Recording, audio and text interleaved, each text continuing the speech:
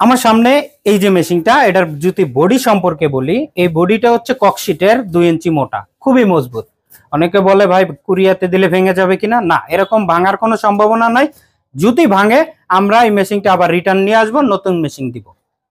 তো বডিটা ককশিট হওয়ার কারণে সুবিধা হচ্ছে তাপমাত্রা ভালো থাকবে, কারেন্ট চলে গেলেও মেশিনটার ভিতরে তাপ থাকার সম্ভাবনা আছে 2 থেকে 3 ঘন্টা। এবং বডিটাতে আপনার পানি পড়লেও কোনো সমস্যা হবে না।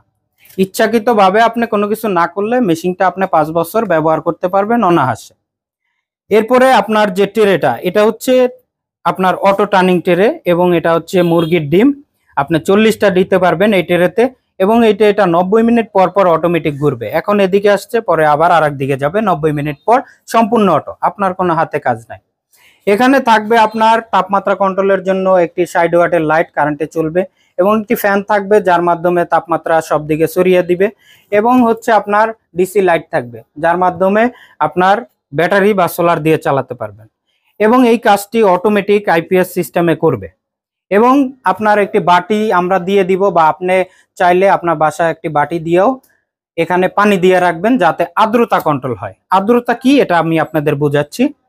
আর এই মেশিনটি ব্যবহারের জন্য আমাদের কাছে পাবেন একটি আব্দুল্লাহ ইনকিউবেটরের ইউজার ম্যানুয়াল। এখানে বাচ্চার ফোটা শুরু করে বাচ্চার ফোটার পরে